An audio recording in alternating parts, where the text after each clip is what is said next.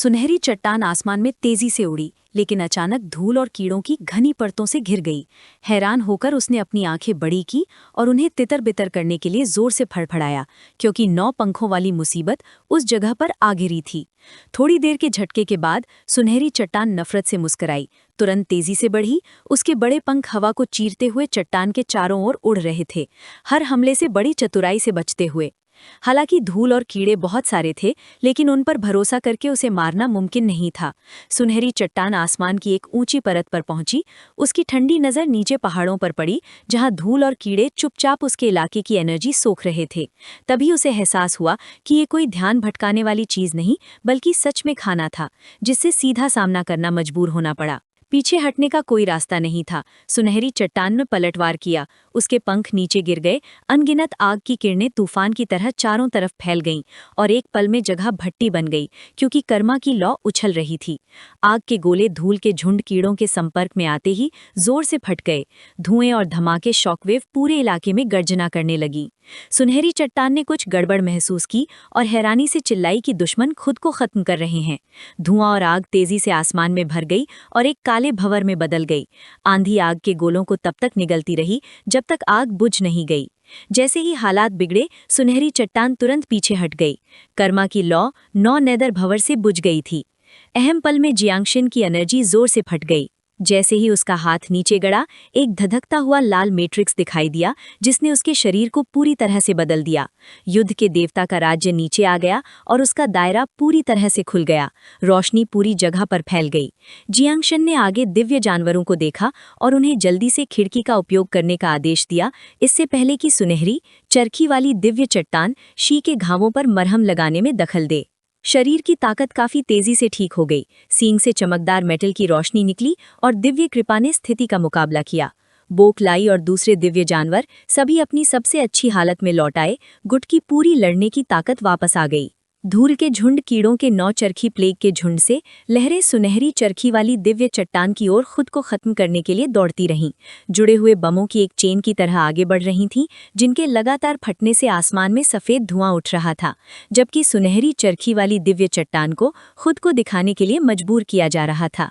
Xiao जूजिया पेड़ के नीचे दुबकी बैठी थी, आंसू पोंछ रही थी और अपने बच्चों के बारे में जोर जोर से रो रही थी। औरत जियाओजान ने पीछे मुड़कर देखा और जियाओजान ने धीरे से उसका नाम पुकारा। जियाओजान को देखकर जियाओजू ने नाक से कोड़ी और खड़ी होकर बाहर निकल गई। जियाओवू ने पास जाने की कोशिश की, लेकिन वो जड़ों से बंधी हुई थी और जियाओजान ये देखकर बहुत खुश हुई कि जियाओजू ने उसे गले लगाया और खुशी से कहा कि वो आखिरकार जाग गई है, जैसे वो बहुत देर से सोई हो। वो नाम सुनकर जियाओवू को अचानक कुछ याद आया। उसकी नज़रें जांचने लगीं और उसने धीरे से पूछा कि क्या ये वही जियाओजू है जिसका हमारे मालिक ने जिक्र किया था। वो एकदम से रुक गई। उस जानी पहचानी नाम ने उसे याद दिलाया कि मालिक अक्सर क्या कहते थे।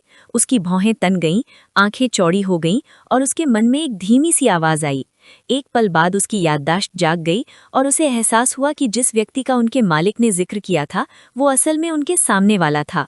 जियाओवू ने गुस्से से जियाओजू को घूरा, जो लंबे पैरों पर उछल रही थी और उसका चेहरा जंगली था। वो दहाड़ रही थी जैसे उसे खा जाएगी।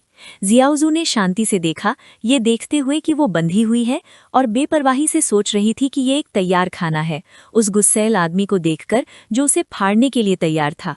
जियाओजू ने अपना मुंह चौड़ा किया और देखा कि उसके नुकीले दांत सीधे गर्दन पर लगे हैं। कुछ देर के लिए उसने सोचा कि ये खाना बहुत खराब है। जियाओजान ने तुरंत बीच बचाव किया। वो उनके बीच खड़ा हो गया और जियाओवू की गर्दन इतनी तेजी से पकड़ ली कि वो हैरान रह गई। फिर उसने जल्दी से जियाओजू को रोका और समझाया कि ये खाना नहीं, बल्कि परिवार है।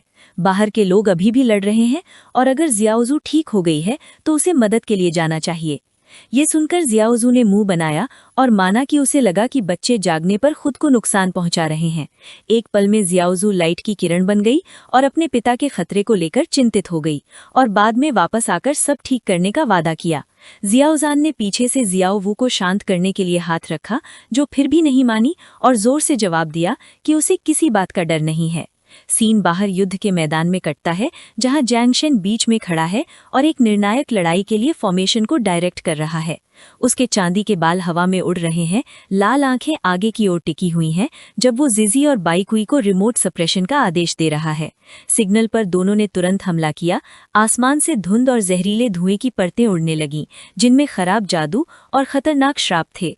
जंजीरें तेजी से सुनहरे पंखों वाली दिव्य चट्टान के पंखों को लपेट लिया, जिससे उसका खंजर बन गया, लेकिन उसने ठंडी आवाज में अपने पंखों को जोर से मारा और आग में बदल गया, जिससे जंजीरें जलकर राख हो गईं और उसने सुनहरे पत्थर के विंड स्लैश से जवाबी हमला किया। जब चट्टान का ध्यान भटक रहा था, जियांगशेन ने फेनरर को सपोर्ट बढ़ाने का आदेश दिया। भेड़िया तीर की तरह झपटा और 2 क्लोन में बट गया, जो लड़ाई में शामिल होकर आदेश का पालन करने लगे। नुकीले दांत और फुर्तीले शरीर के साथ फेनर ने सीधे बंधे हुए पत्थर पर हमला किया और सूर्य चंद्रमा रत्नदेवर को मुक्त कर दिया। फेनर को आते देख पत्थर हिंसक रूप से छटपटाया और फिर अचानक अपने पंख फैलाकर कर्म ज्वाला को प्रज्वलित कर दिया। फेनर का क्लोन जलकर राख हो गया, केवल काली धुएं के गुबार में तब्दील हो गया। पत्थर ने तिरस्कार भरी निगाहों से नीचे देखा, मानो उसका मजाक उड़ा रहा हो कि वो एक भी बार सहन नहीं कर सकता। लेकिन कुछ सेकंड बाद पत्थर की लाल आंखें सतर्क हो गईं। उसे एहसास हुआ कि काला धुआं चुपचाप उसकी दिव्यता को नष्ट कर रहा है। जब तक उसे खतरे का एहसास हुआ, तब तक बहुत देर हो चुकी थी। काले धुएं ने उसे घेर लिया और उसकी शक्ति को तेजी से कम कर दिया, जिससे दहशत फैल गई, क्योंकि वो अपनी पूरी शक्ति का उपयोग नहीं कर पा रहा था। चट्टान को कमजोर देखकर जियांगशेन ने काई शी और बुकुई को दबाव बढ़ाने का आदेश दिया। जंजीरें कस गईं और जहरीली धुंध फैल गई। चट्टान ने अपनी आंखें सिकोड़ी और फुपकारा। काईशी पर सवार जियांगशेन ने चट्टान को अभी भी अडिग देखकर बुकुई को दबाव जारी रखने का आदेश दिया और मैक्स फेनर और काईशी को हमला करने, उसकी आंखें फोड़ने, उसके पंख फाड़ने और उसके पंजे काटने का आदेश दिया। चट्टान के बंधे और धीमे होने पर मैक्स डोविन ने उसकी आंखों पर निशाना साधा और एक लेजर दागा, जिससे पुतलियां जल उठी और चट्टान दर्द से चीखने लगी। आंखें नष्ट हो गईं और कुछ ही देर बाद फेनर ने चट्टान के एक पंख को टुकड़े टुकड़े कर दिया। काईशी ने फिर अपने नुकीले सींग से वार किया और एक जहरीला सींग वार किया। पहले से ही अंधी चट्टान ने अपना एक और पंख खो दिया और केवल एक कराहती दहाड़ ही लगा सकी। जियांगशेन ने अपनी तलवार चलाई। एक पंजा 2 हिस्सों में बट गया, फिर उसने तलवार को दोबारा नीचे लाकर बचे हुए पंजे को भी पूरी तरह से काट दिया। योजना के अनुसार सब कुछ होते देख जियांगशेन ने मैक्स को एक विशेष चाल चलने का आदेश दिया, लेकिन जल्दी मारने से मना किया। मैक्स ने फिर सीधे चट्टान पर सुनहरी रेत का एक विशाल स्तंभ थूका। अब प्रतिरोध करने में असमर्थ चट्टान सुनहरी रेत में दब गई। उसका शरीर पहाड़ों में जा गिरा और प्रतिशोध भरी चीखों के बीच एक हिंसक भूस्खलन हुआ। ऊपर से जियांगशेन ने अपनी तलवार पकड़ी और दिव्य जानवरों से घिरी चट्टान की ओर इशारा किया। उसने दृढ़ता से घोषणा की कि उसके पास 2 विकल्प हैं, आत्मसमर्पण करना या नष्ट हो जाना। उन शब्दों पर चट्टान ने तिरस्कार पूर्वक हंसते हुए कहा कि कमजोरों को किसी देवता को झुकने के लिए मजबूर करने का अधिकार नहीं है, और ये भी कहा कि वो जीवन के लिए अपनी गरिमा कभी नहीं त्यागेगी। जैसे ही उसने ये शब्द कहे, चट्टान भयानक लुप्टों में फट पड़ी, जिससे पर्वत श्रृंखला आग के सागर में बदल गई। गर्मी से हवा विकृत हो गई और उसकी आवाज हर जगह गूंज उठी, घुटने टेकने से बेहतर है आत्मविनाश। चट्टान का पूरा शरीर भड़क उठा और झुलसाने वाली आग की धाराएं बहने लगी, जिससे एक विस्तृत क्षेत्र में जीवन जलकर राख हो गया। काला धुआं आकाश में फैल गया और विस्फोटों की गड़गड़ाहट हुई। ये उसकी कर्म ज्वाला अवस्था थी। गेल चीख उठा और अंतरिक्ष कांप गया, जिससे जियांगशेन पीछे की ओर गिर पड़ा। सौभाग्य से बाई ने उसे ढाल बनाने के लिए दौड़ लगाई। अचानक हुए विस्फोट ने उसे वापस उसकी मूल अवस्था में ला दिया और जियांगशेन के खुद को बिकिए पर स्थिर करने से पहले ही उसके हाथ स्वतः ही ऊपर उठ गए। पहाड़ों से चट्टान ने अपने धधकते पंख फैलाए और ऊपर उड़ गई, जिससे उसका निर्वाण पुनर्जन्म पूरा हो गया। इस तरह के उन्नत रूप को देखकर सब अवाक रह गए। जियांगशेन ने तुरंत ही खतरे को भांप लिया। सुनहरे पंखों वाले दिव्य पत्थर को ऊंचाई पर उड़ते हुए देखकर मन ही मन बड़बड़ाते हुए कि पुनर्जन्म के बाद इसकी शक्ति बढ़ गई है। क्या इसका मतलब ये है कि उन्हें 9 पंखों वाले प्लेग झुंड की बड़ी संख्या में बलि देनी होगी? जैसे ही वो कुछ करने वाला था, शियाओजू ने उसे रोक लिया और चिंता भरी निगाहों से उसकी ओर देखते हुए विनती की कि वो ऐसा नहीं कर सकता, क्योंकि अंडों से निकले बच्चों को पालना मुश्किल था। शियाओजू को देखकर वो जम गया और आश्चर्य से बोला कि वो जाग गई है। शियाओजू ने हल्के से सिर हिलाया और फिर सुनहरे पंखों वाले दिव्य पत्थर की ओर मुड़ी और गुस्से से मुट्ठी उठाकर सीधे मुकाबले के लिए तैयार हो गई।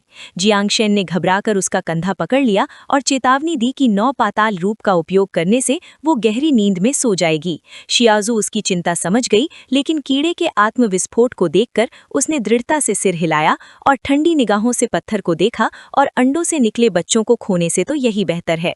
उसका दृढ़ संकल्प देखकर जियांग शेन ने धीरे से उसके गाल पर हाथ रखा और मुस्कुराते हुए उसे आश्वस्त किया कि उसे गहरी नींद में सोने की जरूरत नहीं है, बस 9-0 शक्ति का उपयोग करके खुद को नियंत्रित करो और बाकी सब उस पर छोड़ दो। तो शियाजू ने पूछा कि क्या उसके पास कोई योजना है। जियांग शेन ने इशारा किया और सिस्टम पैनल को बुलाया, जिस पर उसके क्लोन ने ब्रह्मांडीय समय प्रवाह टावर में काफी समय तक प्रशिक्षण लिया था। बाधा को तोड़ने और त्रिदेव क्षेत्र में आरोहण करने का क्षण आ गया था। सभी अनुभव पुनः प्राप्त हो गए थे और बाधा तोड़ने का कार्य समाप्त हो गया। अचानक जैसे ही जियांग शेन पहाड़ से नीचे उतरे, आसमान में सोने की 2 विशाल किरणें दिखाई दी। सोने के पंखों वाला दिव्य पक्षी रॉक बच निकला, जबकि पहाड़ और समुद्र की 5वीं चाल और आध्यात्मिक 6ठी चाल एक साथ सक्रिय हो गईं। सिस्टम लगातार ये घोषणा करता रहा कि 5वां आरोहण और 6ठा आरोहण पूरा हो गया। मदर स्वॉर्म यानी मुख्य झुंड को वापस बुलाने का अधिकार अनलॉक हो गया और सिस्टम ने उपयोगकर्ता से पूछा कि क्या वो इस वापसी की प्रक्रिया को आगे बढ़ाना चाहता है। ये वीडियो का अंत है। अगर आप लोग अगला भाग देखना चाहते हैं तो हमारे चैनल को सब्सक्राइब करें।